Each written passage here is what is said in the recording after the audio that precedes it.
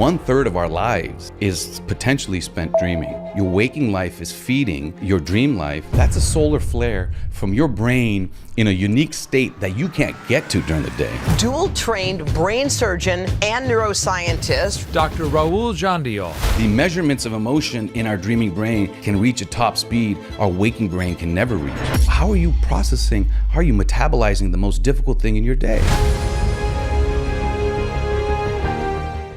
Hey everyone, I've got some huge news to share with you.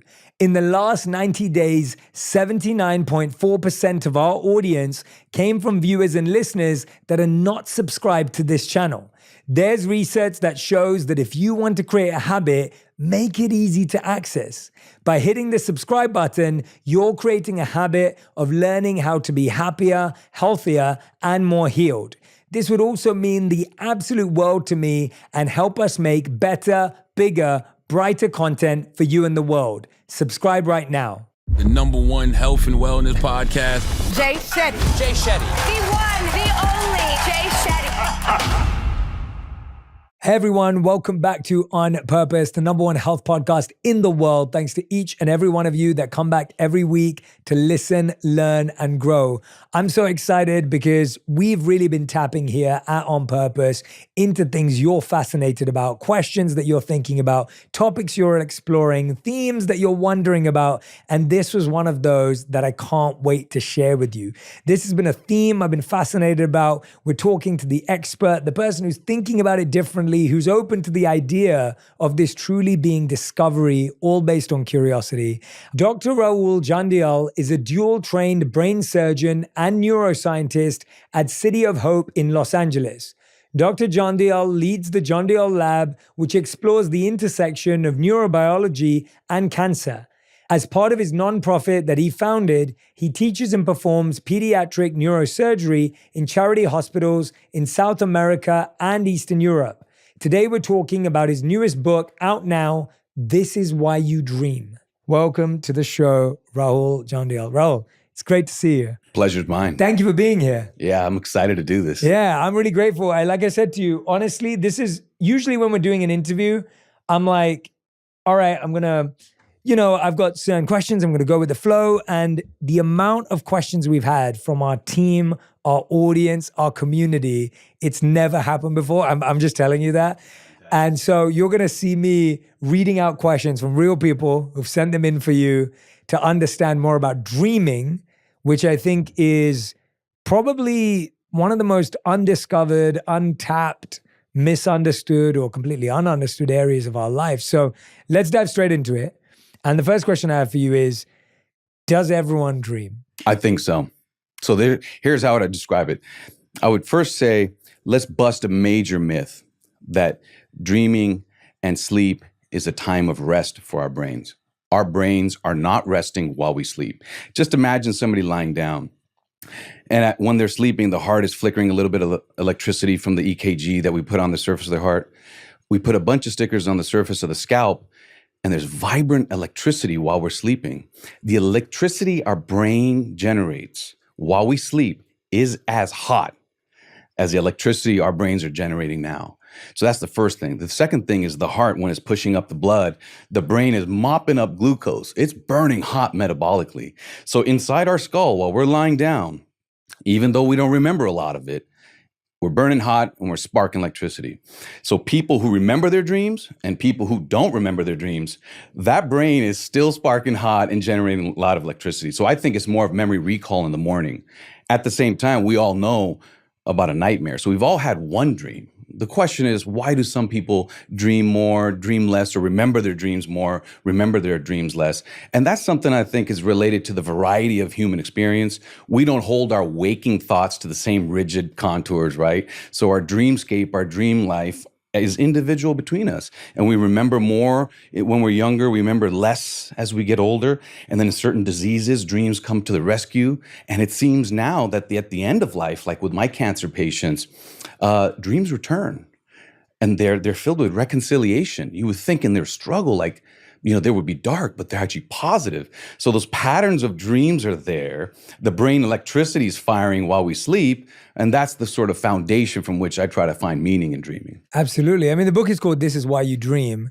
Why do we dream? And why is it important for us to understand why we dream? Because I think a lot of people say, yeah, I dream sometimes I don't. Who cares? What's the big deal?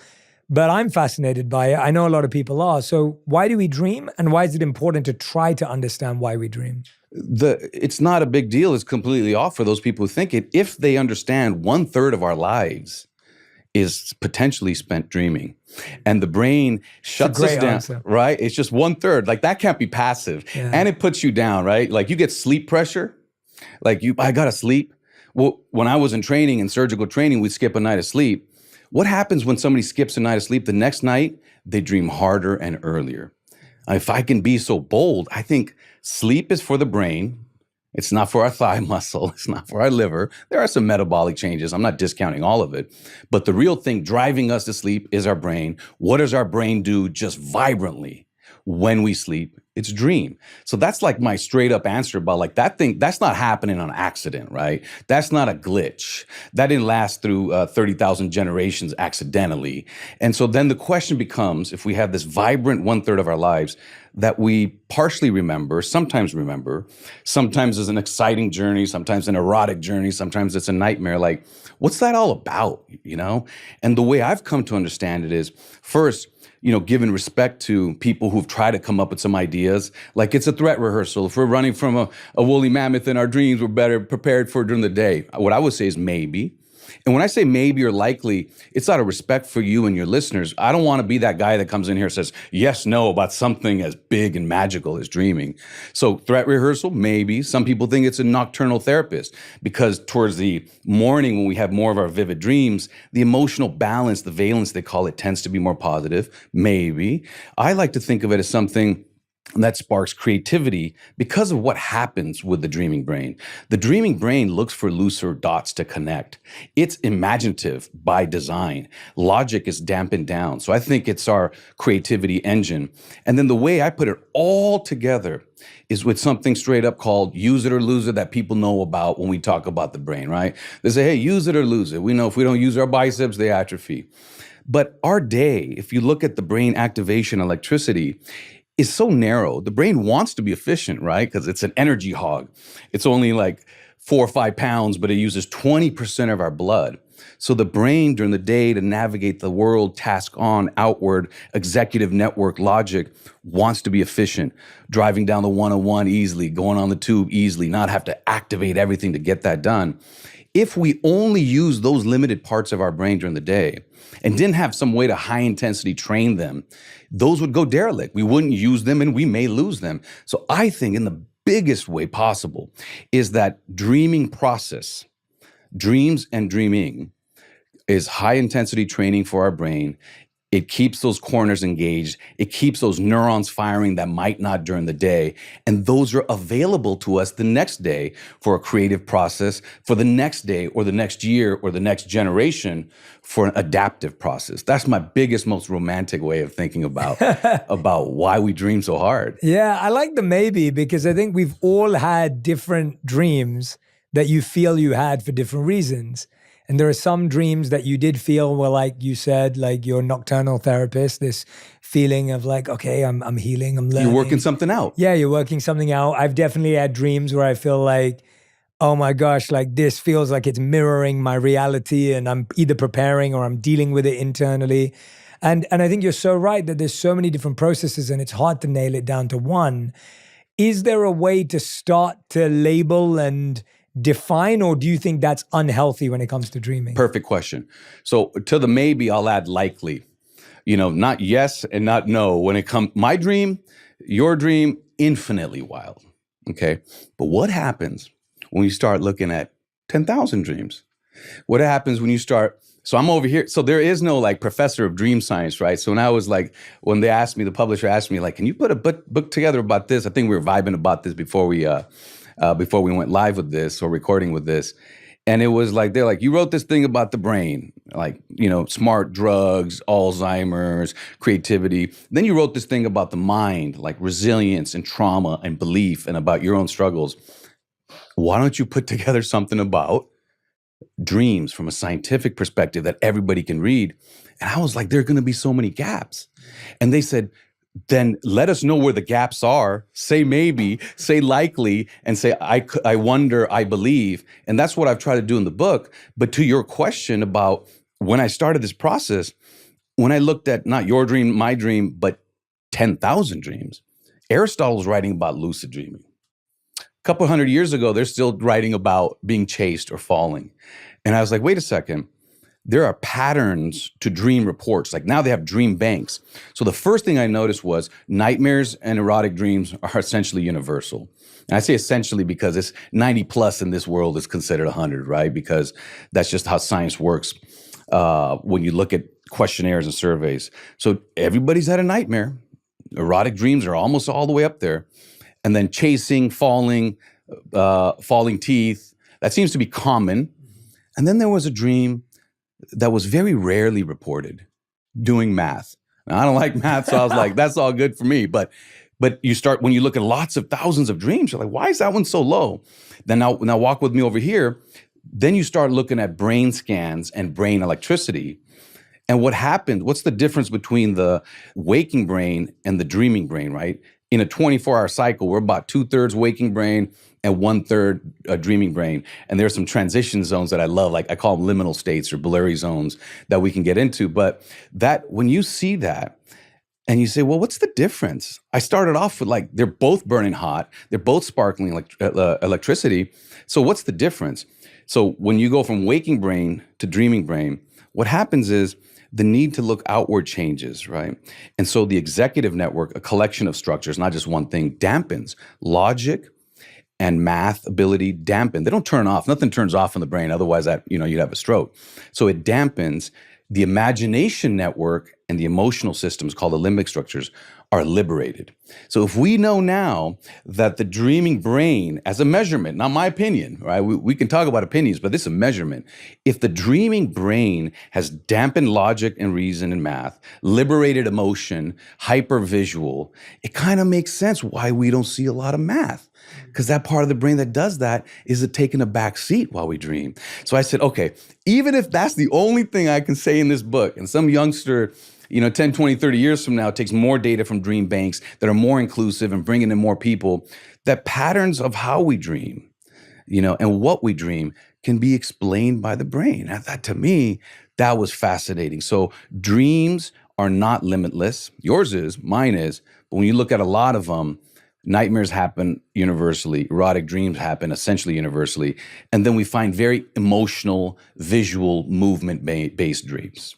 That's fascinating. I mean, you don't even think about it that way. And I think so often it's interesting because it's a microcosm of how we live our lives. Like we live our lives thinking, no one understands me, no one knows what I'm going through, only I have this experience.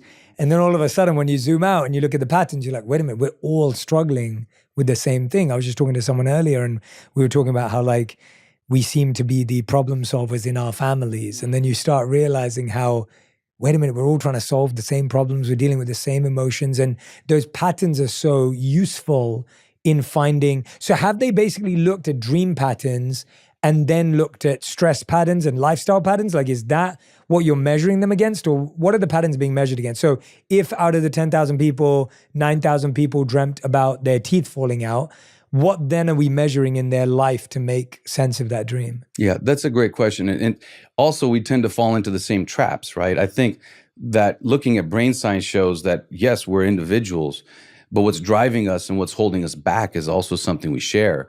That's why these conversations, that's why a certain book or a certain song or certain interaction can kind of liberate you.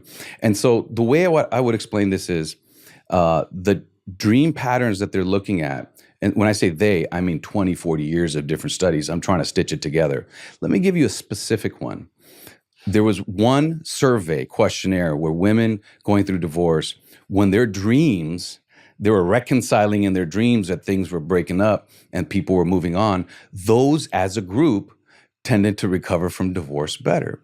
And so when you just look and you just say, okay, that's very interesting. Those that were struggling in their dreams were also ones more likely to have depression longer. And so what that does to me is that invites a conversation. So does the dream or the dreaming brain kind of give a clue to how well you're coping with your real waking life stress? That by itself is powerful. That one, it knows about it. It ain't some other brain. It's your brain. It's just in this dreaming mode. So it knows about it. Your waking life is feeding your dream life. I mean, 6, 7, 8 hours. How are you processing? How are you digesting? How are you metabolizing the most difficult thing in your day? And I think that's where I love it, is that it's not distinct, and that the dreaming brain can be your shepherd. It can be the thing that helps you process emotional trauma. And for people with PTSD, it can actually play back flashbacks. So it's a wild space that leans emotional, leans visual. Let me give you a second example. With my patients, end-of-life cancer patients, dreams are expansive, positive, filled with reconciliation as they're asking for surgery and all that. And you would think they're all going to be horrific because it's dark time. Stress as well. Stress, right? Yeah. You would think day stress is turned into dreaming stress, but the connection is not clear. And that's where I think there's power in our dream life. I think in general, when I look at all the surveys, dreaming is our shepherd.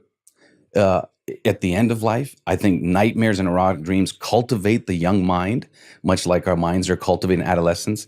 Dreams mirror and reflect what's going on during our life. For example, pregnancy dreams. Women who are pregnant, their dreams are very different, rolling over in bed, what the babies are going to be called. So sometimes waking anxiety and dream anxiety clearly linked. I got to give a talk tomorrow. I got a dream I'm showing up naked. I got an exam alarms. Sometimes they're clear. Sometimes they're your companion pregnancy dreams, end-of-life dreams. Sometimes they're just junk. Not everything's going to make sense, right? Our waking life doesn't make sense. So I think when you start to look at those categories, the fourth category being universal dreams, nightmares and erotic dreams in children, then the one we're left with, the one that now I spend even more time with, is that hyper-emotional, hyper-visual that lingers into the next day. What I would say is, don't let that one go. That's a solar flare from your brain in a unique state that you can't get to during the day. Hyper emotional, hyper liberated.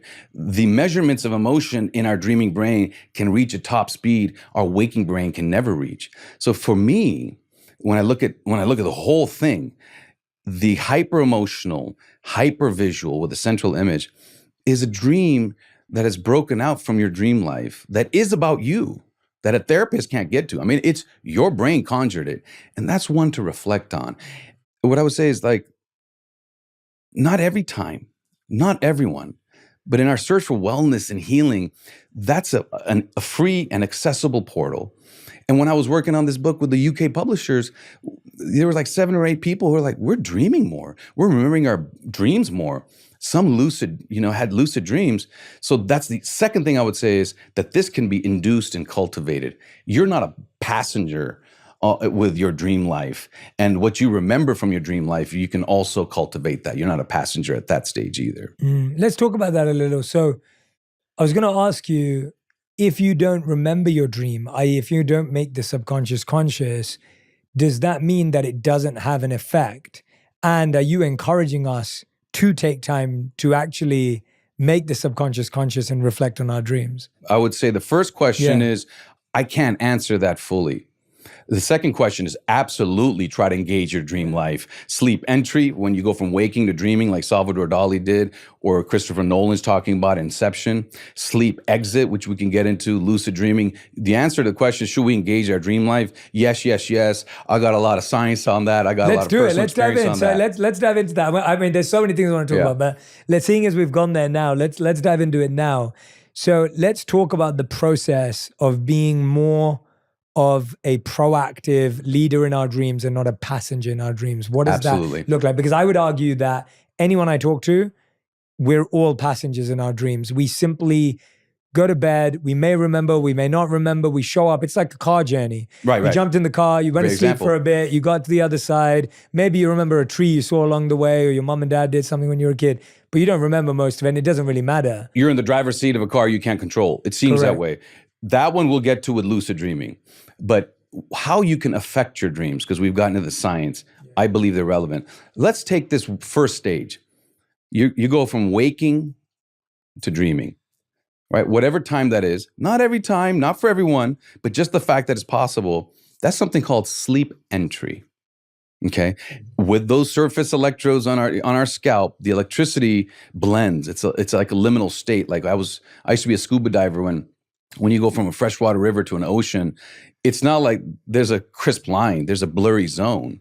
Similarly, when we go from waking to dreaming, there's about a 10-15 minute period called sleep entry.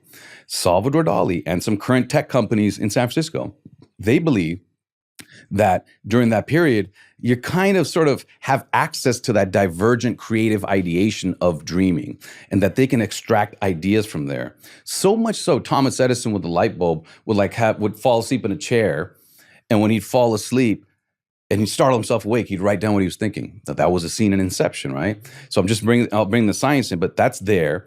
Christopher Nolan's talking about that. Salvador Dali wrote a book about that. His stuff is surreal, and so what that period is the first entry into dream life that you can still hold on to. And what we're finding is that people have more interesting ideas. They have more divergent thinking and creative ideas at that window.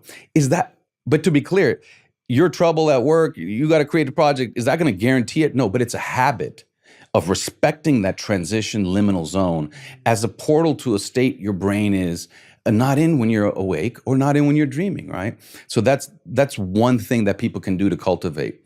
In that same area, some people feel and report, questionnaires and surveys, not measurements, that what you think about at that time will be more likely to populate your dream life, whether you remember or not, and may lead to the aha moment the next day. Let me give you a specific example. I'm a cancer surgeon. Cancer eats up blood vessels and tissue in different ways.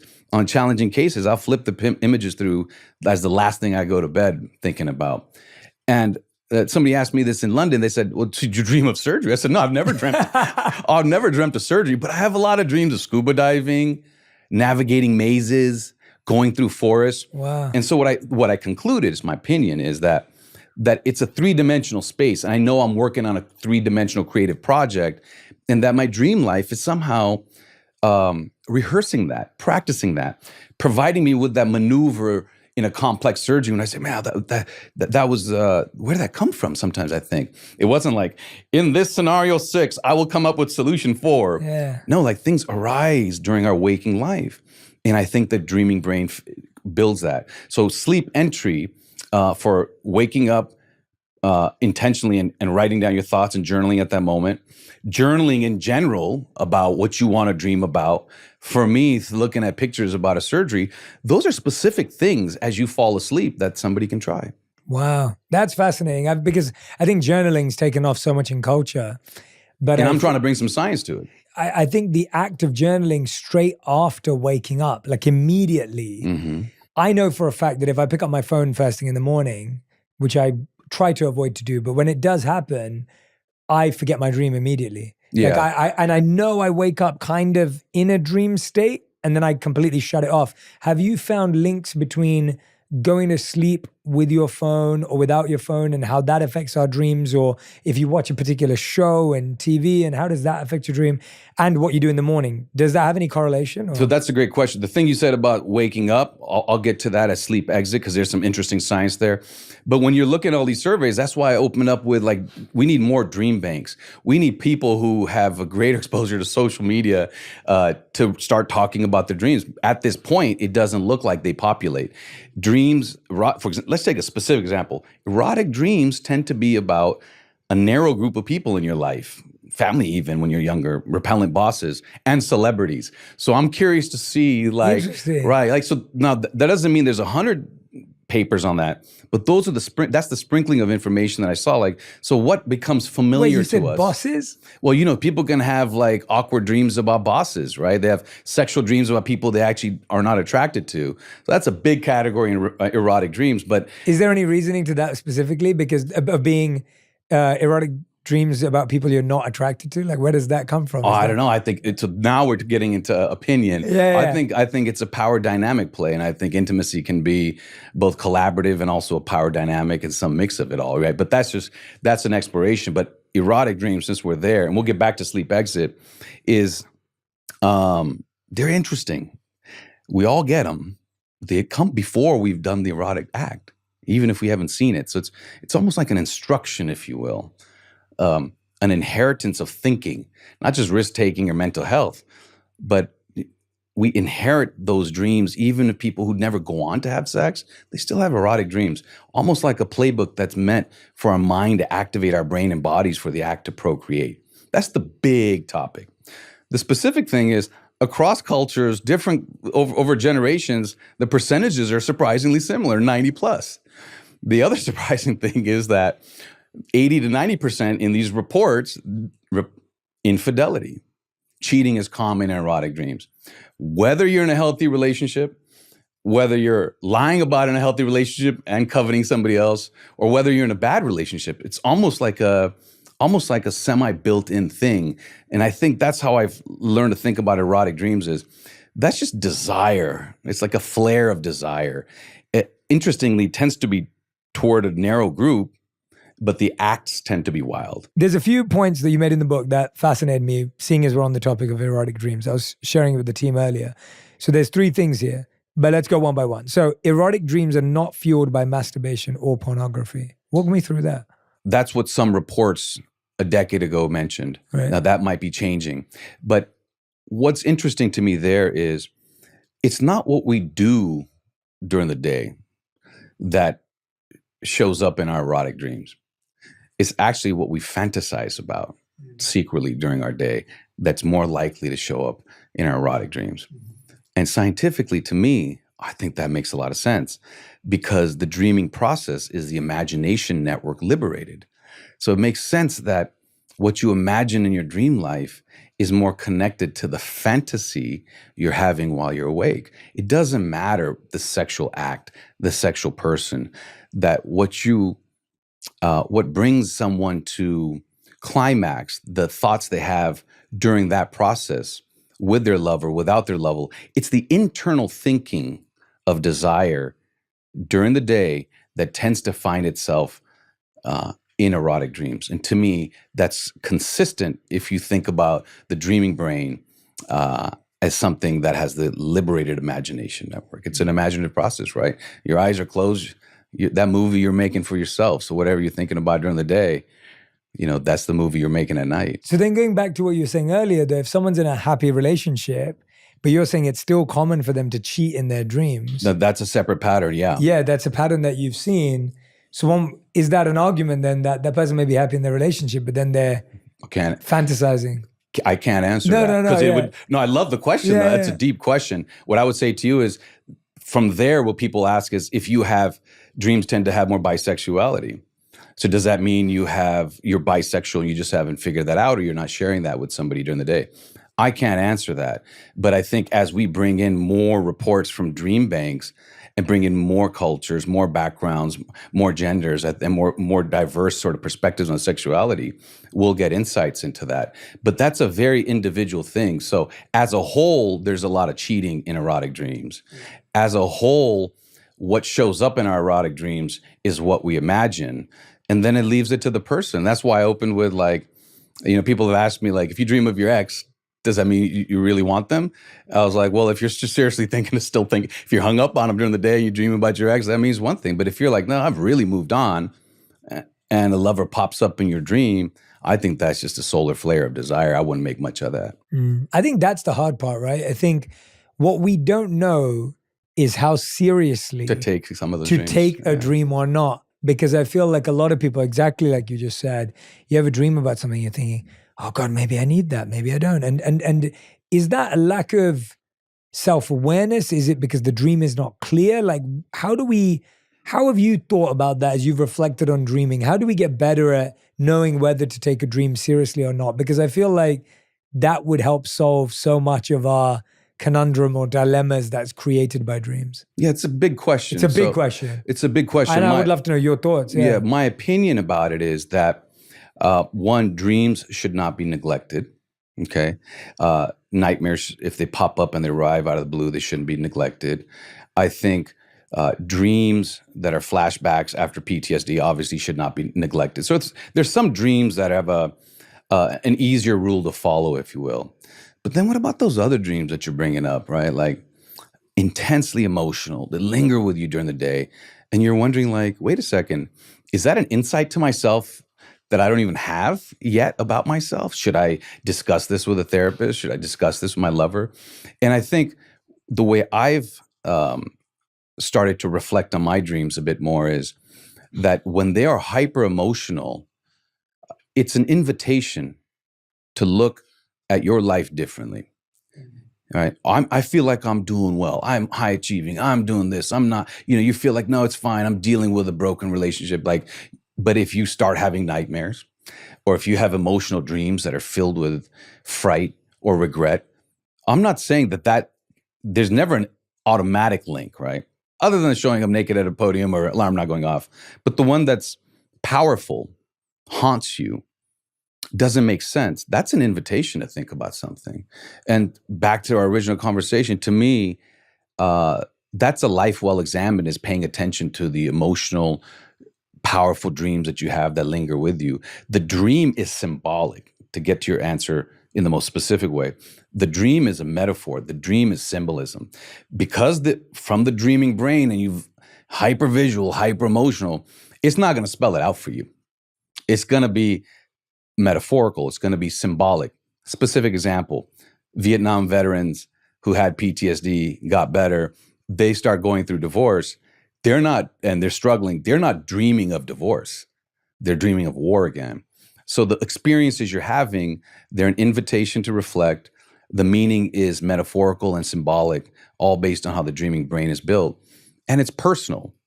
It's hard to say a bridge or a light bulb in your life at this moment is going to be the same meaning for me at this moment in my life, or my life 10 years from now, not just former versions of myself. So I'm not here to refute anything, but it's a very personal process. Your brain made it. It's an emotion to a hyper emotional state. It could mean nothing. It could mean something, but what I'm here to say is take a look at it. Yeah. It's not just static. No, I think I completely agree with you. I think it's a great point. And I feel like it's really interesting because it then goes back to the idea that humans are meaning makers and that we're storytellers. And if you're looking at a metaphor, I got a lot on that, man. Then you're trying to figure it out. And if you have a negativity bias in your conscious mind, I wonder how much, like, I'll give an example. I was talking to someone the other day and they were saying that they'd been dreaming about bears. And so I started Googling what that means. And I was, going to ask you, and I was Googling about it. And it was really interesting because in a conscious state, a big bear feels scary and it feels like death and it feels like run away. And that's how they saw a bear in their dream. But then when you looked at the dream spiritual version, whatever you call it, when you look at dream interpretation, the interpretation of that was bears represent strength and they represent courage and they have this symbol in them. Now I go, so it's a story, right? Yeah, it depends. Yeah, it depends. Depends on which brain conjured up which image. Yeah. You work in the circus, bear means one thing. You're a hunter, bear means one thing. In culture, bear means something else. Yeah. So I like that. But just to go back to something that, I've been moving around and people have asked me stuff. The question you just asked is something special about, are we meaning makers? And now this is going to take me a little time to open up on this. Please. But what's interesting, and again, I don't have all the answers. This is conversation. Is that in the dreaming brain, even though the logic and reason areas are dampened, specifically the dorsolateral prefrontal cortex, it's right behind our sort of horns in the prefrontal cortex that pushed our brains forward. There's another area called the medial prefrontal cortex that's preserved. It stays throbbing. It's actually liberated a little bit. And you know what that one does? it does something we only figured out when we accidentally injure it or somebody has a stroke in that area. It stitches the story of our life together. Powerful, right? Yeah. And so what's happening? This is cool. What's happening is your emotions and your vision centers and your movement centers are just firing up stuff, linked directly, indirectly to the stuff you fed it during the day, the stuff your life fed it, right? Your life, your memory, plus the imagination. And then the medial prefrontal cortex is there putting a story to it. Dreams often, not always, are stories. They have a narrative component. They're emotional, they're visual, they have a narrative component. Our brains want to make a cohesive story. I know that for a lot of reasons. And the dreaming brain is something that also preserves that. And some have even extended that to like, well, maybe that's why we can, we get movies that have jumps of ideas. People go from one place to the other. Like our dreaming, the way we dream prepares us for the way we appreciate art, right? So we can let that go this way. On this side, some of my patients with certain complications and certain tumors and different things, they'll wake up and they won't feel certain parts of their body. And they'll develop something called neglect, or they'll develop something what is called confabulation. It's a fancy word for lying. When the body signals are disconjugate, they don't make sense, the brain, the mind will make up a story to make it all fit.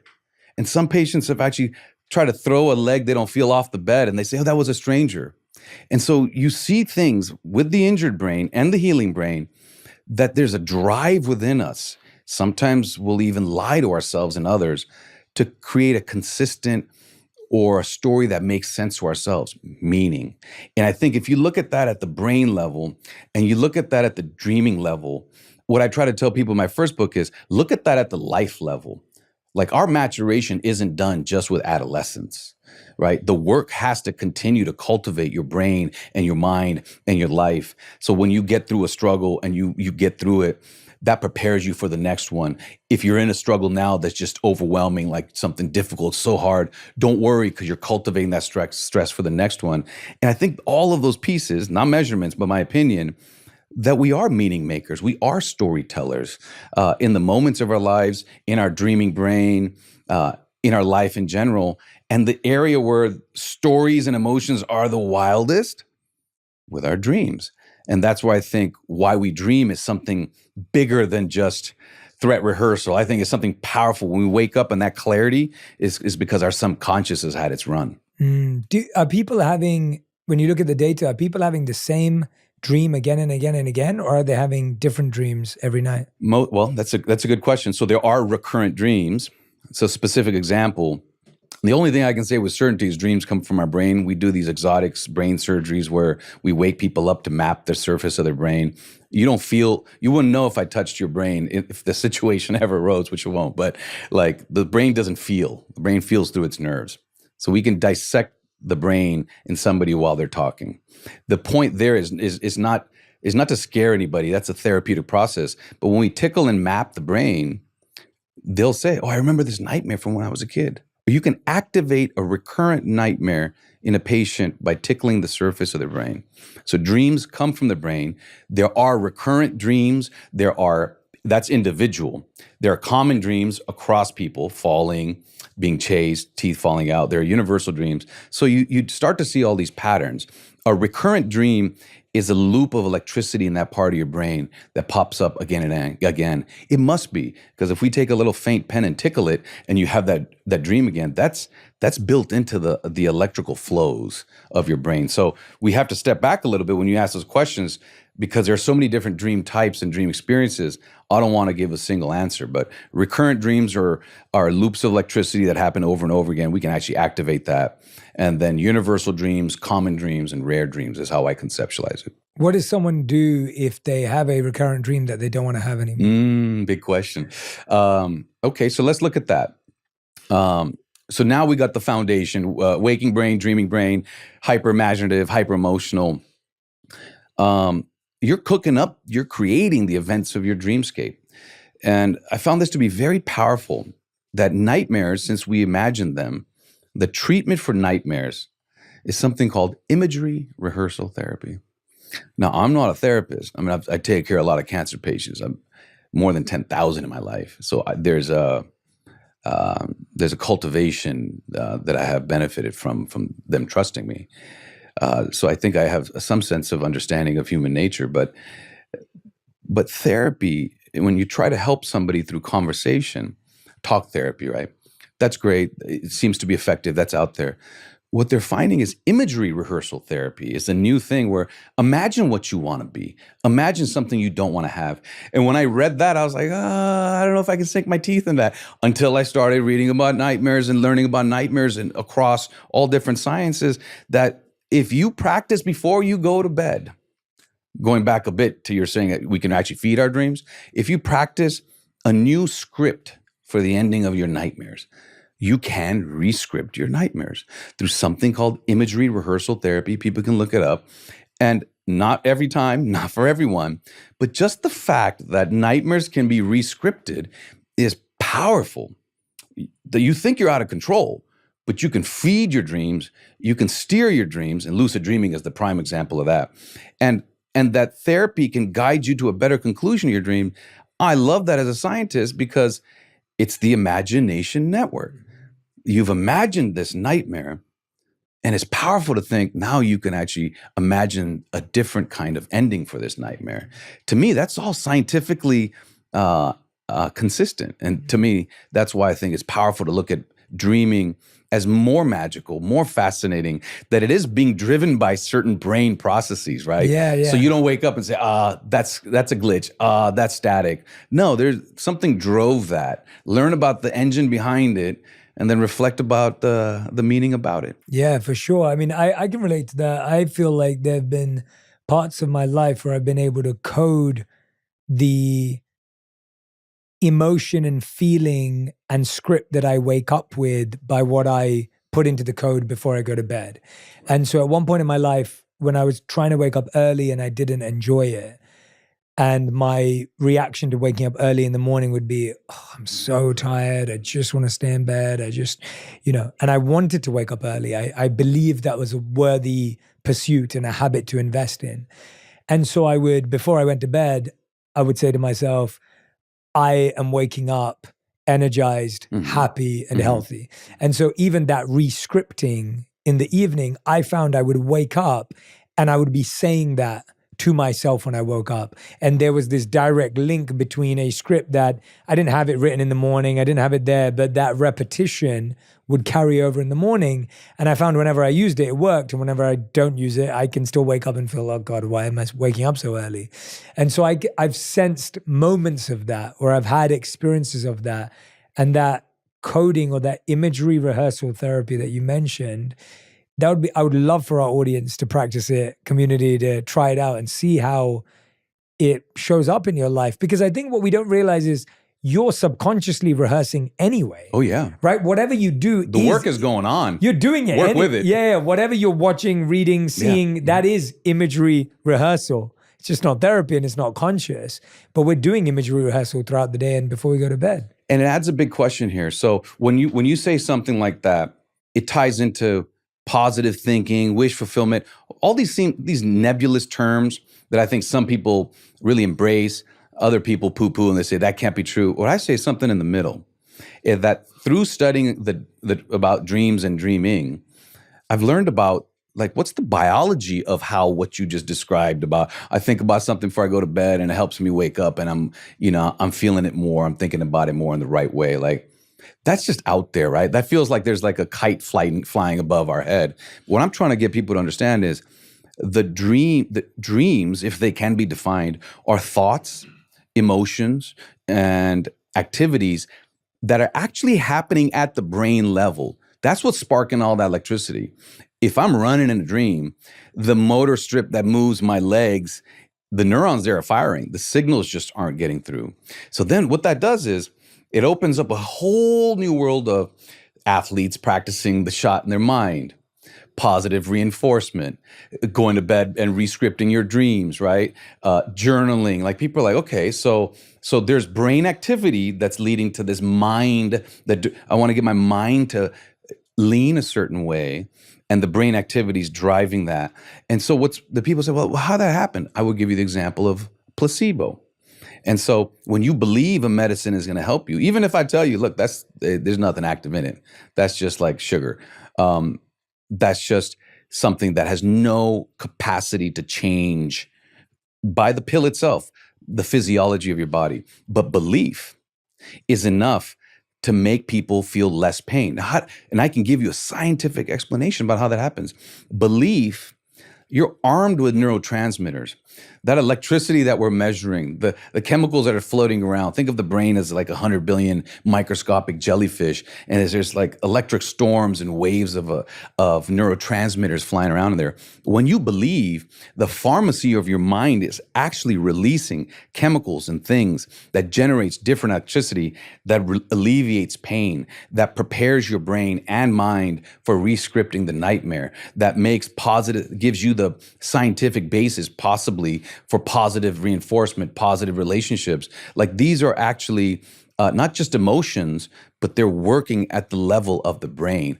That's powerful. Yeah, no, I love that. I love that description. And as you were saying that, I was thinking about this. It's all coming back to an intentionality, a programming, like what I'm hearing from you is just this idea of get active, get involved, be conscious, be aware. I was thinking about, I remember during the pandemic, I probably hadn't, up until the pandemic, I probably hadn't watched TV or played video games for like 10 years, like consistently at all. And I think the pandemic kind of, had time and we were indoors and all the rest of it. And so I started watching TV. I remember one of the shows I was watching, which I really enjoyed watching, was Ozark.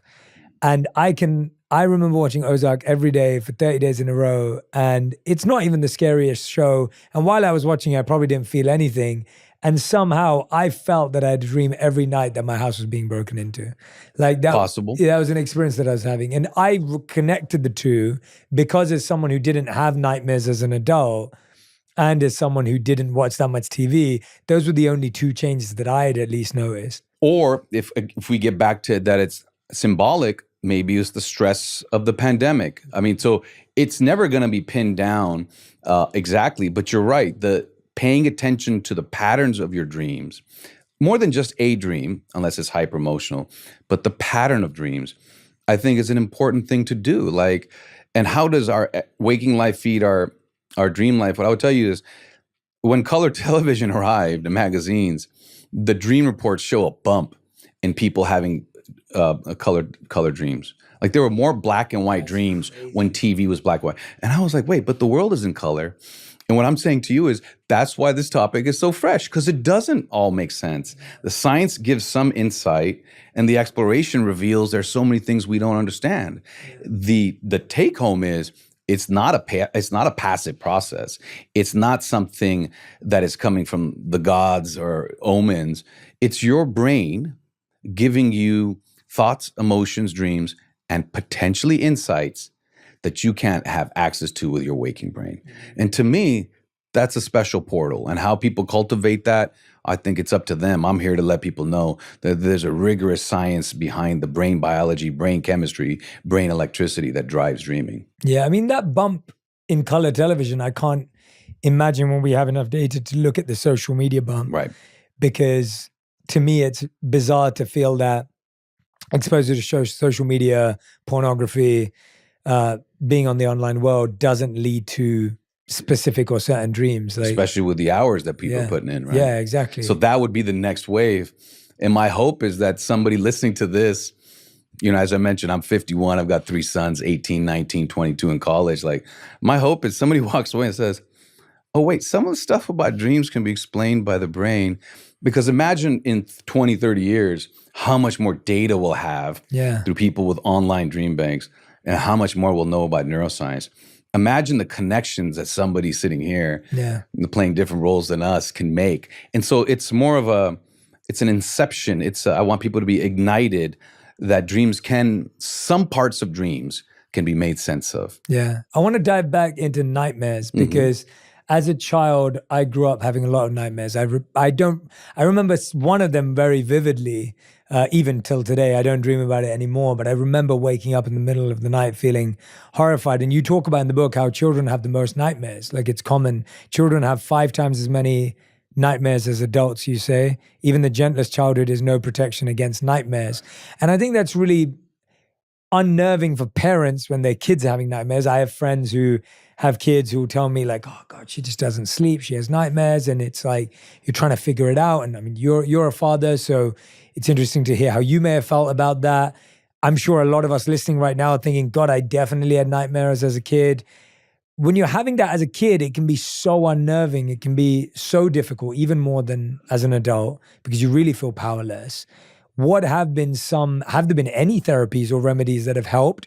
But then you go on to say that nightmares are needed. Right. So walk me through that. All right. So when I was thinking about this book, I was rolling around LA, going to different spots and sort of just bouncing around people, regular people at Dodger Stadium.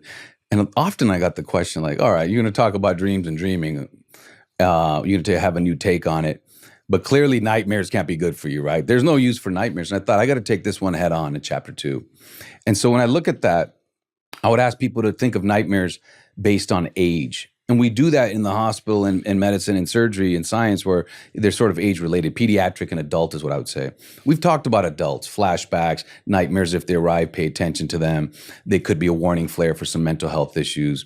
You get them more in depression. We've left that.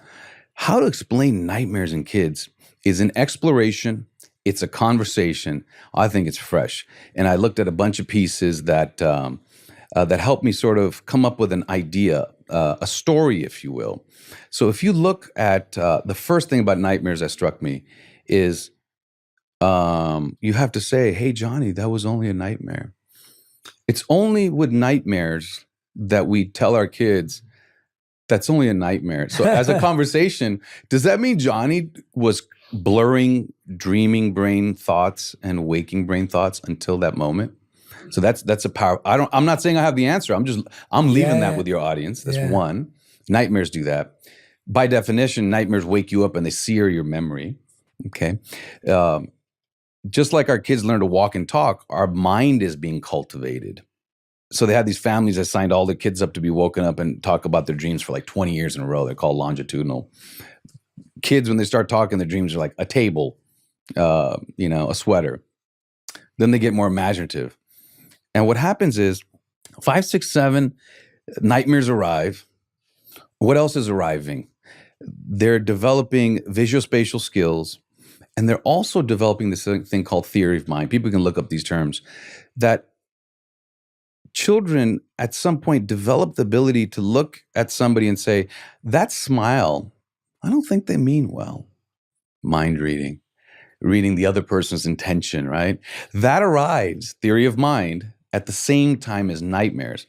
So my biggest way to conceptualize that is nightmares arrive in children to help them develop a sense of self versus other. Help them, not a sense of identity, but that my thoughts and my experiences are mine, my waking life and dream life are separate, and that I need to think of myself as different from my uncles and aunts and other people around me. And I think that's the function of nightmares in children. You may have had them a lot, but they arrive, and then very few of them lead to nightmare disorder. Like, it doesn't ruin the next day. So it's almost sort of like, whereas in adults, nightmare disorder means the residue is lingering with you. So when you look at the patterns, children learn to walk and talk. Nightmares arrive around 4, 5, 6, and most of them go away. Erotic dreams around like 11, 12, 13 and persist in some way. Adolescence arrives around 15, 16. But these are cognitive changes. The brain looks about the same. It's not like a new lobe pops up. These are cognitive changes that are happening. So I think nightmares cultivate the mind in children. They arrive and fade. Things that happen that universally in science aren't accidental. And it's the dream we've always had, all of us have had, as a nightmare. Yeah, that's super fascinating to me. Super fascinating. And it's amazing. Exploration. It's an exploration. It's an exploration, yeah. And it's so interesting how we're so addicted to certainty and conclusiveness. Yeah. it's kind of stifling. Yeah, it's very There's a rigidity stifling. to it, right? Yeah. Do this, don't do this. This will save you. This won't save you. Like, no. But the dreaming process leaves it open. Like, Yeah. we're just beginning to understand. It's personal. Keep digging. Keep exploring. Fail better. Yeah. I think that's what that all shows us. Why? I feel like what the conversation we're having exposes a weakness that we have across so many areas of our life, which is that we're uncomfortable with uncertainty. Yeah. And we constantly feel discomfort when we can't control. And I think dreams are like the ultimate version of that. Dreams are like, hey, just to remind you, you need uncertainty. Yeah. Let me dig into that a little bit. I have some ideas about that. Like when we fall asleep and dream, the executive networks dampen. Let me reverse a bit. Most of the day is something we call task on. It's outward. And the brain, the executive network, reason, logic is paying attention. Of course, food scarcity, right? Woolly mammoths, it makes sense. Those who are best at paying attention outward, navigating the world, and using as little amount of calories and brain energy, that seems like that would be a natural adaptation. Well, what I would tell people is when we're not task on, the brain doesn't rev down like your computer, like goes, and then you have to hit the keyboard to pop it up. No, it creates a mental life of its own. All right, that's the imagination network. So during the day, we're mostly executive network outward. But if there's nothing to do, like with mind wandering or things are safe, we turn back into our own head. Dreaming is the example of that, but just suffused with like uncertainty. And so the question becomes, the day is so focused on thinking, calculating, adrenaline is up. Adrenaline finds the signal in the noise. They've done studies where they've changed that. And then the dreaming brain is kind of the opposite. Adrenaline comes down. You're looking for looser patterns, divergent thinking, designing a car, not fixing an engine. To me, the uncertainty that the dreaming brain goes through, that's our genius built in.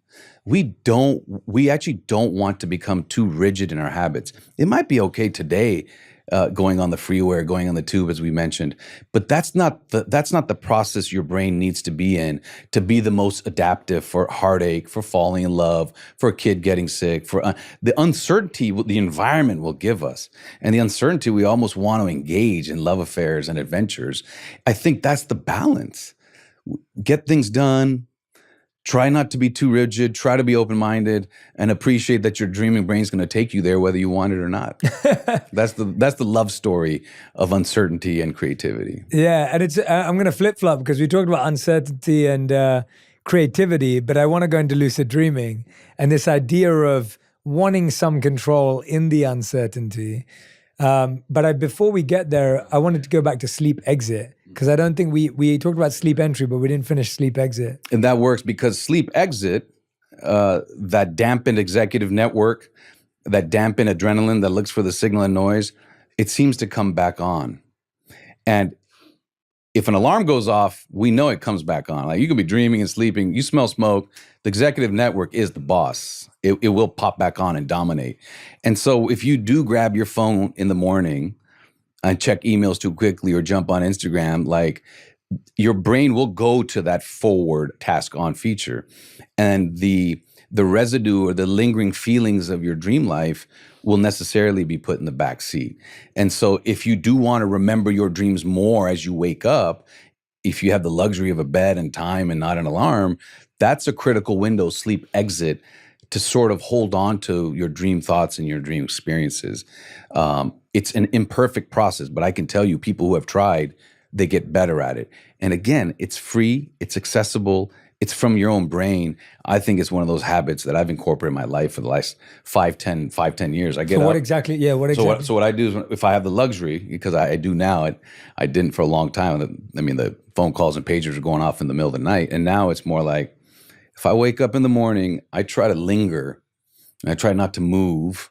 And there's different types of yoga. People have been talking about a lot of stuff like this for centuries and millennia. And I'm just adding some scientific pieces that support it, but that I'm trying to not have my executive network kick in. I'll keep my eyes closed. I'll run through some thoughts. Oh, that's interesting. Hold on to that. Why should I do that? Like I have my sleep exit thinking or moments, if you will. And then I'll reach over and I'll go to my notes app It's right on the home screen, and I'll write a few things down. When I have ideas, I mean, I'd say a great majority have come from them. They're almost all bad ideas, but that is the idea generator. If I've had a good idea, it's been during that time. It's rarely like at 2:00 on a triple espresso, right? That's important because we have to get things done. But the dreaming process, sleep entries we talked about, and sleep exit, I think are interesting portals where there are sort of blurry liminal states that we have a different type of thinking without it being just like wildly psychedelic. It's measured, but it's a fresh perspective. It's a different take on the things that are important in your life at that moment. Yeah, I mean, even the language of sleep entry and sleep exit is so powerful. Well, I gotta, but this called hypnagogic and hypnopompic. So the first thing I'm out there is like, stop using these words that suck, right? They're like, those confuse words people. are terrible. Yeah, I'm so glad you didn't use it. Yeah, I mean, Yeah. but even hearing you say, I've never heard the word sleep entry and sleep exit before. Yeah, and I framing it personally differently. really like that language because I think we don't think about it like that, and it's so funny how we enter buildings, we leave Yeah. buildings, we enter spaces, we leave spaces, and sleep is kind of like that. And we are talking about evening routines and morning routines, but this Never is been. almost a bit more intimate to both sides of that. It's the essential routine. Now, just sleep entry and sleep exit. What I love about it is that I can put stickers on your scalp, our scalps, and record the electricity and be like, look, the waves change. You are measurably, not just by report, like, hey, I'm feeling different. I get that. I trust that. That's individual. But the brain waves during sleep entry and sleep exit have a pattern. They overlap in a way that never happens while you're awake or while you're dreaming. Mm. Right? So like that's what I want people to walk away with. Like, it's not just his thing. He's looking at the fact that he can measure that this is a different space right now. Yeah, yeah. No, that doesn't mean it's powerful or not. That's for you to figure out. But we can measure sleep entry and sleep exit, and it looks different on a 24-hour cycle of brainwaves. And how long does it last? Well, it's different for different people, and people seem to cultivate it. But Salvador Dali, he's written about it, said, anywhere from 2 to 12 minutes. That's how long you have. Yeah, but it's personal, but it's real. And it's for everybody to figure out for themselves, But I like the 2 to 12 minutes. It gives us a gauge Sure. as to how long do you not let your executive brain turn on in the morning. And because there's science, there's tech companies coming up with a little, your iPhone or Apple Watch is tracking your stages of sleep. And when people are in that sleep entry, it'll buzz them to wake up, like Dali tried. And that's their way of write down what you're thinking now as sort of the tech approach to creativity. It's interesting, right? Talking about the tech approach, again, another tangent, because it's so fascinating. I'm like completely obliterated any form of structure, but it's great. Where do you see the cross-section of AI and dreams? Like, where can it be useful? Where will it be helpful with this? Where will it not? Will it help us ask better questions? Is it going to help us take better notes? Is it going to help us? I don't know. I'm not a computer scientist, but I'll tell you two things. They're making programs that add noise because sometimes the patterns and algorithms of computers become so rigid, like our daily thinking, that they can't handle the insertion of new data. And that sort of mirrors what's going on. Like it's called overfitted. The computer process and algorithm design is too tight, too efficient. And that learning from dreaming, they find that the computer system is more adaptive when they add in noise. Where artificial intelligence fits in, I'm not sure, but tech is all over it. They're tracking the data from smartphones and certain people. You're volunteering. They'll play certain songs and you'll have people watch commercials and see if they dream about it more and then buy that product more. Like, that space is here. So if somebody's listening, like, that's a massive space. And I just think I would remind people that we're not completely shut off when we dream. We wake up to alarms and smoke, and that we should be careful about in that vulnerable, precious, remarkable, and unique state that somebody's not just taking marketing advantage of it. And I think that's where AI will extract data, figure out what's the right buzz, the right sound. And just to riff on this a little bit, like 100 years ago, they were like, people were asleep and they'd put their hand in like a bucket of water to see if they had more dreams about water. In the modern version, they're going to be taking your data and trying to fine tune like the song, the scent, and the picture to put, to throw at you to try to get you to buy stuff. So Oh my God. I'm a bit like dystopian about that because I don't want, Yeah. I'm private, especially in my dream life. Yeah. Yeah, absolutely. No, I feel like some of my favorite movies have been about dreams. You mentioned Inception. Even, this isn't about dreams, but still in that space of Vanilla Sky Yeah. with Tom Cruise and Cameron Diaz. That movie, if you've not seen it, it's probably one of my favorites, and just how that memory bank or some sort of like subconscious bank is created and held. And it's fascinating thinking about that. There's a few more things, Raul, that I want to go over with you from the book, which I think are so interesting for people. I want to talk to you about, before we get into lucid dreaming, I want to talk to you a bit about how dreams can predict the future. And I think a lot of people worry that their dreams, their thoughts can create reality. Subconsciously, somewhere we feel that. Like, I know people who have illnesses who are like, oh, I manifested this, like I made this happen, or like I have a disease and oh my God, I saw this coming, or that kind of feeling. Warning dreams. Yeah, warning dreams. And that almost feels a bit worrying as well, because often when you have that warning, you're now constantly replaying it and thinking about it while you're awake and while you're asleep. Can dreams predict the future, especially when it comes to health? In one specific way, dreams can absolutely predict the future of your health. And we'll get into that. That's Parkinson's. But in general, for cancer, for other diseases, it's hard to tease out whether my patients had the diagnosis and then sort of reverse thought, like, I think I had a dream about that. I'm not judging them. I'm just totally open-minded, but I can't grip the data on that. But if you do have a dream about disease, statistically, you're not more likely to have that disease. They've been looking at these surveys. So it might just reveal a certain anxiety you're having. Again, symbolic. You might be struggling with something and then have a disease-based dream. So as long as we remember that most of the time they're symbolic and not literal, I think that's important. There are plenty of reports and surveys where breast cancer patients have said, like, I had a dream, I felt a lump and these sort of things. I respect that. I respect their whole journey. So I want to put that out there. The one specific way that dreams can predict the future, I need to unpack this one for a little bit because this was mind-blowing when I learned about it. There's something called REM behavior disorder, which I'm relabeling dream enactment behavior. My world. Thank you, Ron. Yeah, thank you so much. My world, the words are they confuse, dream enactment behavior. Middle-aged men, 50s, acting out their dream, usually protecting their bed partner. They come in, the bed partner maybe has an injury. Those men, 94% of the time, and that's essentially in medicine, it's universal, 15 years later will develop Parkinson's. I think, so that is the one example. And if it's the only example, for every neuroscientist out there, every scientist out there, hear me with this, that the first warning flare of the brain's deterioration with Parkinson's is a change in dreams 15 years ago. I'll just leave it at that. For all the rigorous people out there saying, hey, they're talking about stuff like I'm questioning whether the science can really show this. Look up REM behavior disorder, all caps REM behavior disorder, which I call dream enactment behavior. It's in Scientific American. This isn't like one paper I'm digging up. Like this is stuff that's coming out. REM behavior disorder predicts Parkinson's 15 years later.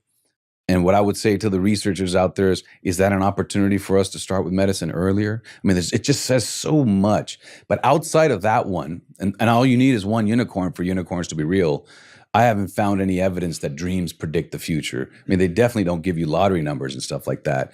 But at a more grounded level, they don't necessarily predict what's going to happen to you. But what happens to you maybe because of what the dream is symbolically mentioning. You're going through a difficult time and you lose your job and you have a dream about losing your job. So I can see where those connections would form. I just don't have any. So I'll leave it as a maybe. It's so interesting how, again, it goes back to this idea of when you get a diagnosis or something happens, you then go back to finding that point. Like, it's almost like you've been dating someone and you knew they were wrong, and then when they break up with you, you're like, I knew it. You replay it all. Yeah, you replay it, and then you see all the red flags. And again, there's nothing wrong with it, but it's that feeling of I remember and I know. And but we're not always good at trusting our gut in that moment. You know what I'm saying? Like there's not a feeling of, it's almost like, again, and I'm not discounting anyone's experience, but I find even I do it, where you're living your life and then something happens and you go, oh, I knew it. I knew it. There was a part of you that sensed it. So I would call that hunch and instinct. Yeah. And I think we connect, if I may. Yeah, please. In the moment as we navigate uncertainty, and because we're not just reflexive creatures, right? There's this thing called counterfactual thinking. Like, I can run out, if this happens, then that. I can play scenarios out. And you know what does that? The imagination network. The same thing that's liberating dreaming.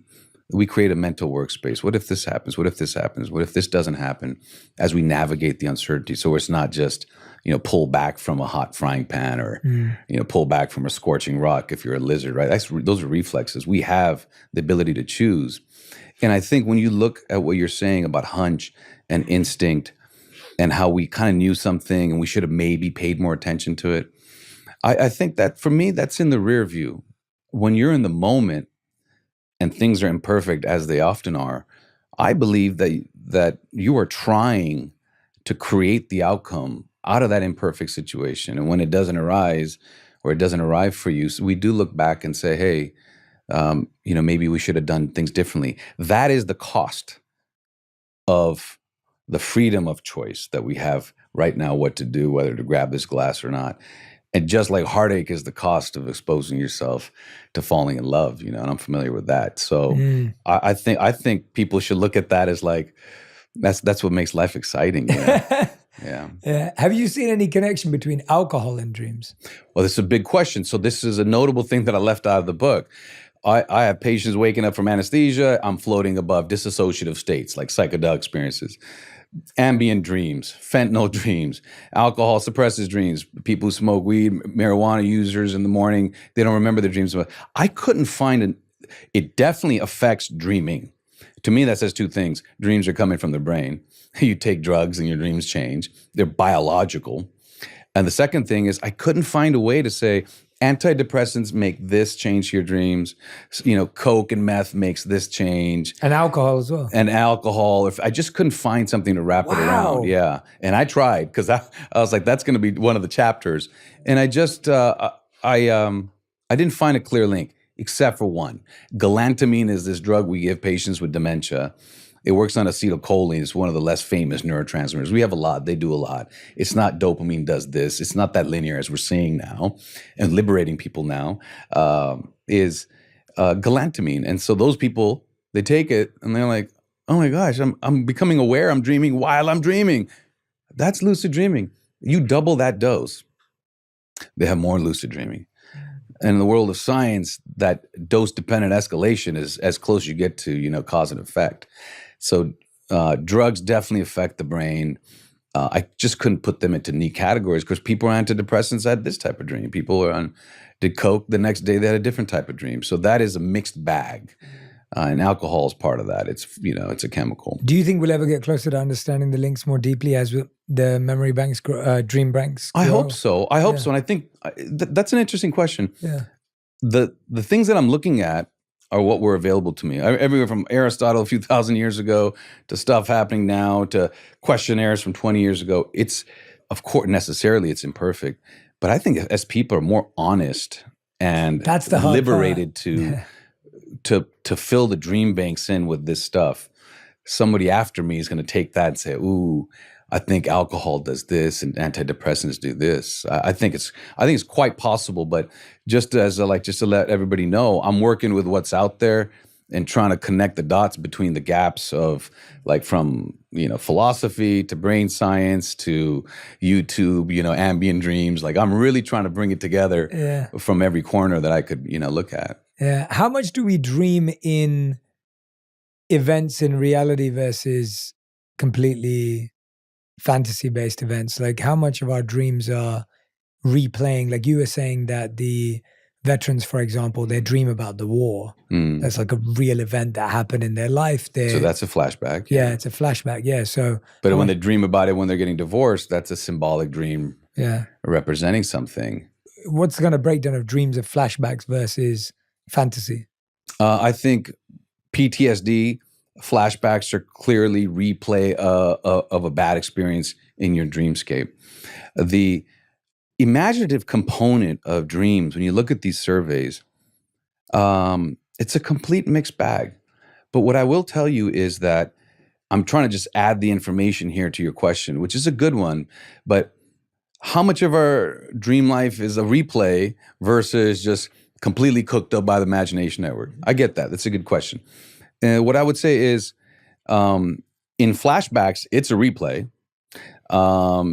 If your dream is falling, that's not a replay, but indicative of something. And then there's most stuff is in between. It's highly visual, highly creative, jumping from social situations to visual situations. You're on the top of a building, you're in an awkward situation, you're fighting with something. There are these jumps, a little bit movie-like, but it's not a hallucination. And this is the best, because I wanted to be able to answer this question like 2 years ago when I was thinking of this. And this is the gem that I found. When you hallucinate, just bear with me, it's a purple elephant in this room.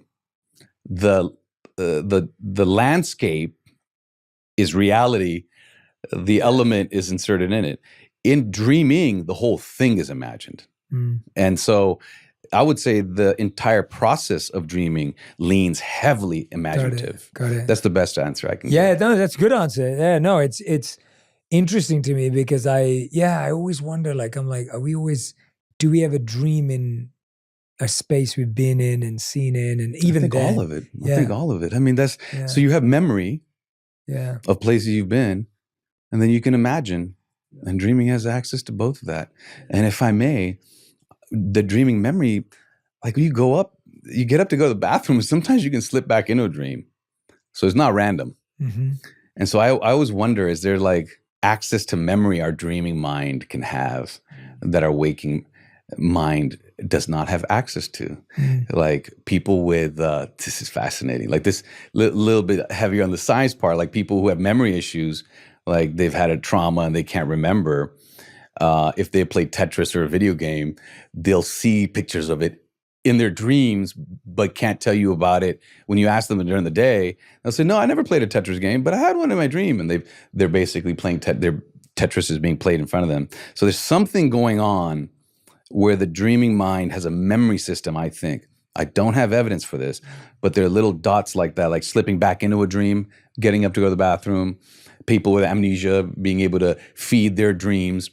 I can't identify it like on a map or a dissection, but there's something unique going on with the dreaming memory and dreaming mind.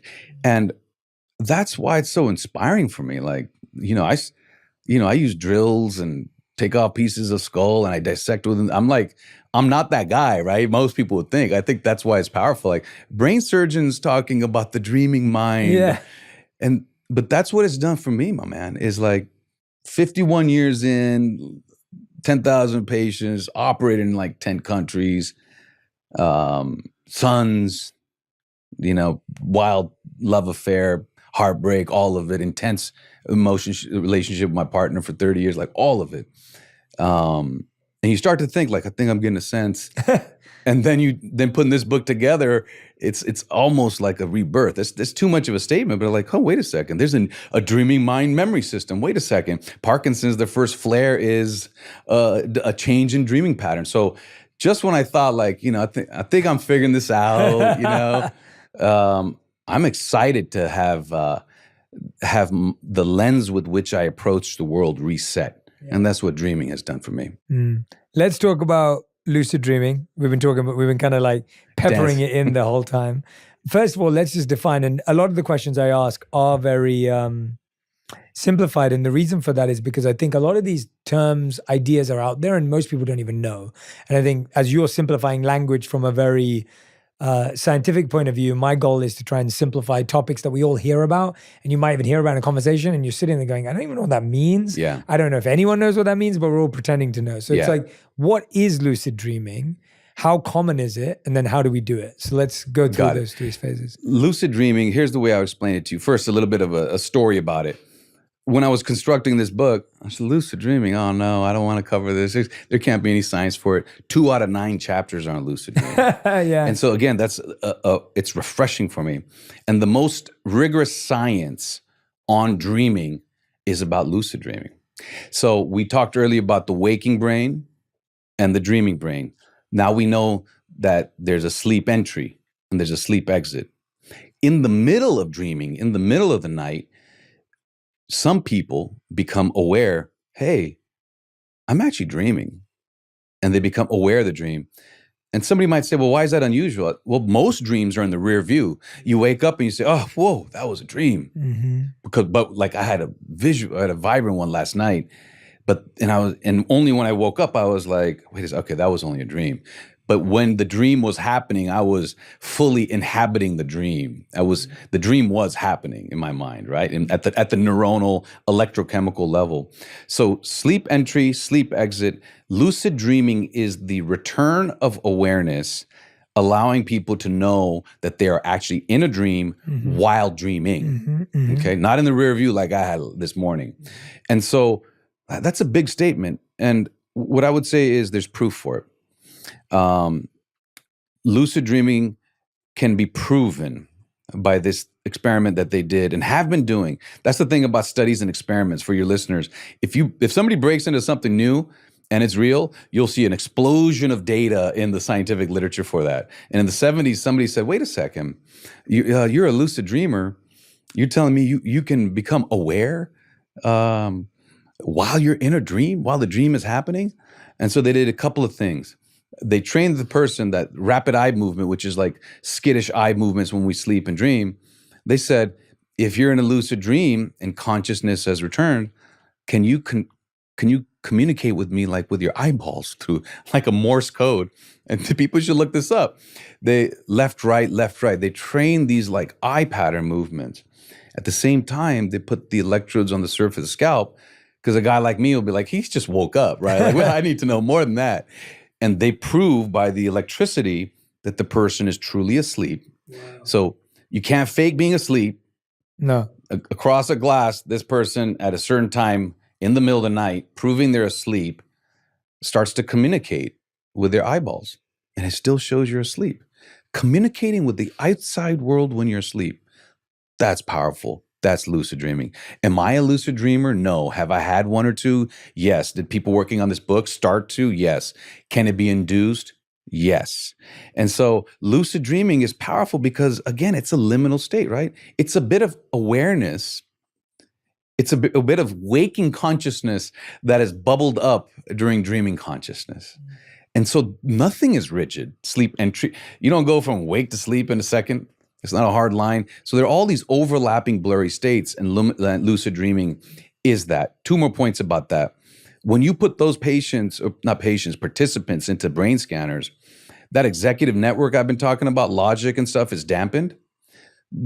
They show more blood flow to that area. Not as much as when you're awake, but the blood flow to the frontal cortex that does reason and logic and awareness is halfway. Wow. So this, exactly, right? Yeah. And so for everybody's been a lucid dreamer and telling people to work and people are shaking you off like you're out of your head, tell them no. There's the left to right eye movement proof. There's brain scan proof. Galantamine, that drug that makes lucid dreamers have more or have people start to lucid dream. There's a lot of scientific evidence for that. And the last thing is, so can we learn to lucid dream? And the lucid dream I had was a trippy one. I was in the pandemic and I was teaching the boys to sail. We got this boat. I had to get them outdoors. You can't have 3 dogs and puppies in the house and in a pandemic. I thought this is a luxury I have. We're by the water here in California. It was like I'm turning the helm hard, but I'm going horizontal on a giant like river pouring off in a waterfall. And it was just like, I'm trying so hard just to stand still. And, I just remember the whole thing, like this, my right arm. And this was during the construction of this book. And I thought to myself, that's interesting. It's very visual. I know I'm in a dream. I mean, those are unique experiences for me. Again, as a brain surgeon, they usually would not even explore these areas. But when I see the brain scan showing you're halfway between sleep and wake, when I see that drugs bring in lucid dreaming, I love pulling those two worlds together for people, you know? So I'm fascinated now with lucid dreaming. And I think about a third of people do it. Like 30 to 40% report it. Sometimes more, sometimes less. Athletes tend to have it more. Gamers tend to have it more. Visual, spatial, creative people tend to have more lucid dreams. And there are some techniques that are out there. I was going to ask you, if someone's a beginner and they want to try it after watching this, they're going to get the book and they're like, all right, I want to play with it. What are the first 3 things someone should do? First thing they should do is look up MILD, lucid dreaming, mild technique. So there are a lot of techniques written about since antiquity. People have cultivated spirituality with that. This is a massive topic. Yeah, faiths use it a lot. Yeah. So mild technique. And what it is waking up a bit earlier than you plan to or should, and then trying to hold on to consciousness and waking life as you drift into sort of back into sleep. The technique is described in the book, and you can look it up online. But I want people to know why I mentioned that technique after 4 or 5 is because there is a study when they took a bunch of people and they said, okay, we're going to teach you the left, right Morse code.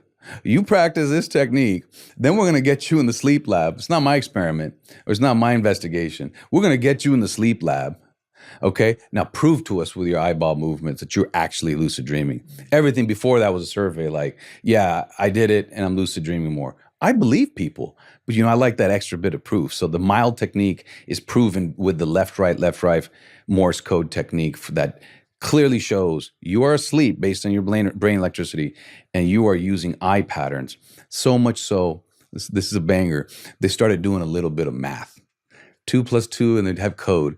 And somebody says to me, I think I was in Paris, and they said, wait a second, you said the dreaming brain doesn't do math. I said, yeah, but I also showed you the brain scans that show a bit of awareness and has come back, as does the bit of ability to do math. So I love seeing those pieces come in consistently. That's brilliant. Raul, from all your research, you've done, tons of research, tons of reading, looking at studies.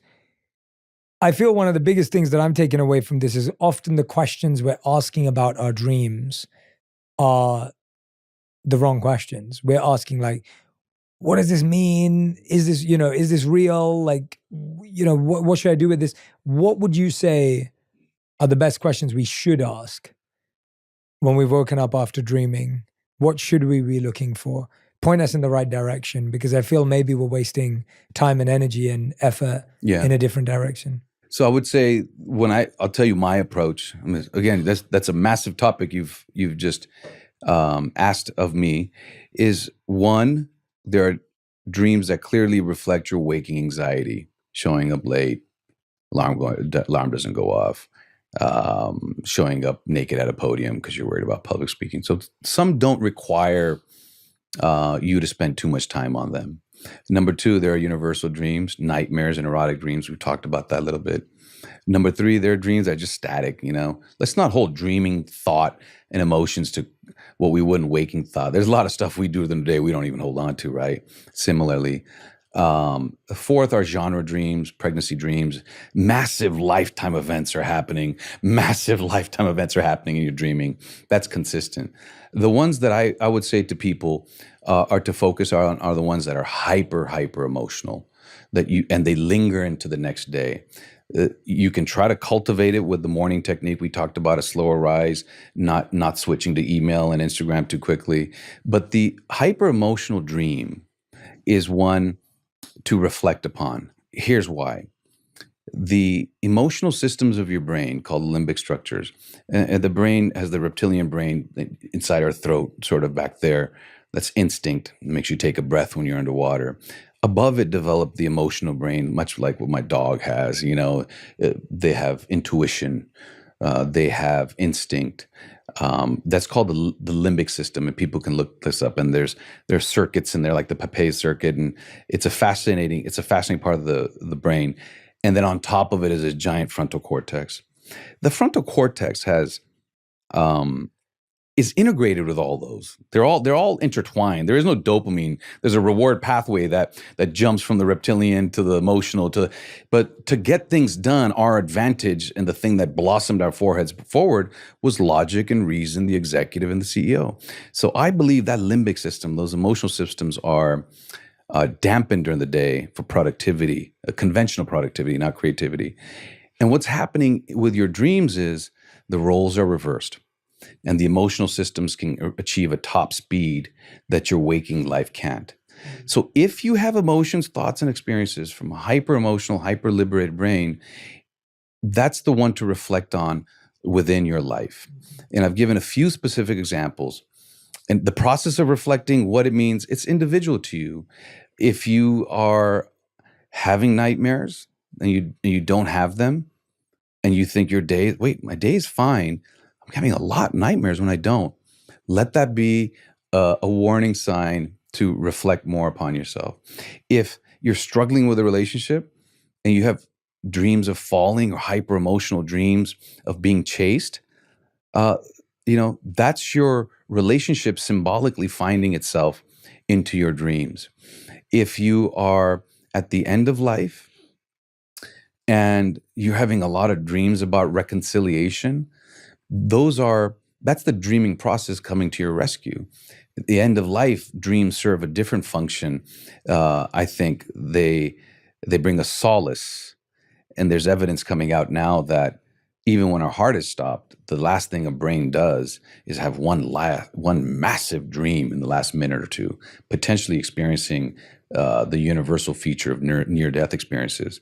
So know that a hyper-emotional dream comes from a hyper-emotional state that's individual to your brain and that no one can give you, no one has access to. And maybe it's your responsibility to turn over that feeling and those thoughts and to pause for a minute and take all the information coming at you, take all the stuff you've gone through and actually step aside for a little bit and say, hey, what was that solar flare from my mind? And if it's useful to you, great. If the process helps you remember those more, great. But if you just have that 5-10 minutes during your morning where you just remember that you were not resting the night before, that there was something wild and vibrant going on, and you got a glimpse of it, what it means is up to you, but definitely don't neglect it. Well said. Dr. Raul Jandial, the book is called This Is Why You Dream. If you don't have your copy already, make sure you grab it.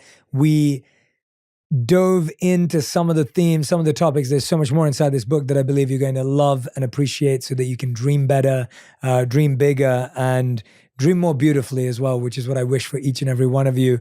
Raul, is there anything that I haven't asked you that you want to share that is on your heart and mind intuitively that you believe is important for our community? I think there's too much judgment going on in the ways that people approach life. And some people think they've got it all figured out. And some people on the other end saying, I got nothing figured out. And I got to tell your listeners, I've been in that entire range. And I would say a couple of things. I would say, I think the dreaming brain and mind is a genius built in that gives us resilience. And resilience, I want to leave people with a brand new definition of it, a psychological definition that there's systemic resilience and processive resilience. Systemic resilience is what you bring to the fight, and processive resilience is what the fight brings out in you. So wherever you're at, you're equipped with your dreaming brain as your ally. And I think to me, that gives me a source of strength, that there's this process cultivating me, protecting me, preparing me for the next day. That's on one side. That's Rahul speaking emotionally, right? On the other side, when you sit here and you say, man, this brain surgeon is trying to rock this stuff about the brain and mind and all that, I'll leave you with something I did not know in neuroscience, right? I got a lab, I got a PhD in neuroscience, I'm a brain surgeon. You start to think you're like the expert at it. But there are things in exploring dreams and dreaming that I was surprised. Like, how did I not know that? Because it would have changed all the ways I would have acted through my life. I would have been more open, more exploratory, more willing to accept other people's experiences, because it doesn't all have to make sense, even to the uber expert. So I leave people with something to search online called paradoxical kinesis. Paradoxical kinesis. It's called, we can't explain why you move that way. That's my street translation for that medical term. But what it is those same patients that have dream enactment behavior, they act out their dreams, and later on their Parkinson's develops and their brains wither. The strangest thing is when the Parkinson's sets in and their voices are stifled and their movements are rigid, when they act out their dreams, their voices are big and their movements are fluid. The dreaming mind somehow can access the body in a better way, in a more fluid way, in a more in tune way than the waking mind can. And that's what I like to leave people with. Like, I'm excited about this. I hope you guys are too. So Raul, you talk about how naps lasting 60 to 90 minutes can boost learning and creative problem solving by 40%. Why is this, and when's the best time to take a nap? The napping thing is big these days, and people are finding it's not work harder, work longer and all that, but try to work with the different states of mind and brain that you have. And napping, if you get to 60 or 90 minutes, people have done surveys and asked people to nap with puzzles, and they find entering the dream state or the sleeping state, which again, as we've talked about, is imaginative, is divergent thinking, that they solve problems better. They have more solutions to riddles. And the big point there for people is there's a utility to napping. You're not lazy because you nap. And if you can do it in a way that doesn't disrupt your sleep later on in the day, I think that's another, in the world of hacks, I think that's the hack that we've all got built in. Can you dream in that 60 to 90 minutes? Yeah. Have those dreams shown to be any different? I can't answer that. There isn't data on have those dreams shown to be any different. But I would say one condition is narcolepsy, where people fall asleep suddenly and there's information coming out from them. They suddenly fall asleep and then they wake up and they enter a dream state. But that's a whole space that's opening up, the utility of naps. And it doesn't have to be every day. It doesn't have to be rigid. And if you have a big event or a big project coming up, I think personally what I've tried is just shutting your eyes in a quiet space and allowing that mental workspace, allowing yourself not to be task on and drift inwards in your thoughts. Whether you actually fall technically asleep or not, to me, that's been advantageous. Yes, absolutely. I agree with that. And I know many athletes who do that as well. Before a big game or before a big performance, you're not necessarily falling asleep, but you're in off mode, definitely. And also, last question I wanted to ask you was the question that Helena mentioned. So a lot of people, when they're in sleep entry, they feel like they're falling. Why does that exist? Why do people have that experience? I don't know if I have an answer for that. And I've seen the reports, but I couldn't tie any science to that. But sleep entry, falling asleep, is a time where activation of the movement centers is pronounced. And falling is actually a movement. It's not, you think, oh, running is a movement, falling is something that happens to you. No, but the activation of the brain when people fall, it has to do with the motor strip as well, motor sensory. So during that transition, there may be a link there. Yeah, it's even interesting language like falling asleep. Like, I guess you're falling onto your bed, but the idea of falling is just, I don't know. I like entering. I find language really fascinating. And when I look at like falling to sleep, I'm like, that doesn't make any sense to me. Like, beyond falling onto a bed, which doesn't necessarily create a restful, peaceful feeling. Take that back 2,000 years and we memorize it by heart. And that's when we thought the heart was the center. So absolutely, language shapes the direction of our mind. I mean, the power of words, and people are finding handwriting it activates more part of the brains than typing. And so definitely the communication and storytelling and building meaning, there's something there. Yeah. I'll explore that hopefully in the years ahead. Yeah. I think sleep entry and exit is brilliant language though. That has really stayed with me, and it's making me think even more intentionally and insightfully around those intimate moments just before waking up, especially those 2 to 12 minutes that you said before you go to bed and after you wake up, because evening and morning routines make sense, but there's an even more special time there that could be managed. Yeah, that morning time for me, sleep exit, is definitely something I put to use. A lot of the ideas in this book, I'd read something, I'd be flipping through a bunch of papers. I'm like, what does this mean? What does this mean? And then it would be in the morning, maybe that. Yeah. Not a guarantee, but definitely a space to explore. Yeah, amazing. Raul, so we end every episode of On Purpose with a fast five, final five. These are questions that have to be answered in one word to one sentence maximum. And these are your final 5. So the first question is, what is the best dreaming advice you've ever heard or received? Try to remember them more. Okay. Second question, what is the worst dreaming advice you've ever heard or received? Dreams are meaningless. Question number 3, a dream you wish you'd have more often. Falling in love the first time. Question number 4, a dream that you wish people would have more often. Reconciliation dreams. Dreams of forgiveness. Dreams of letting go. And are those ones that we can train ourselves to have? I don't know, but those are the that's ones that some fascinating, people yeah. report toward the end of life. And I just wonder if we had that more in the middle of our life, we would have less regrets, and we'd be less encumbered by the fuss of the day. Why is there any study to show why people are having it later on in life? No. Wow. And I can tell you that from my own experience with cancer patients. Yeah. They're called genre dreams, end of life dreams. And again, our last act might be a massive dream, and it tends to be positive, not always for near-death experiences. To me, I call that a dreaming coming to our rescue. Yeah. Could you imagine? You're so right. If you could have that earlier on, like all that beef, that's a all great that answer. fuss, It's a great answer. I wish I could have let it go earlier. Yeah. 5th and final question. We ask this to every guest who's ever been on the show.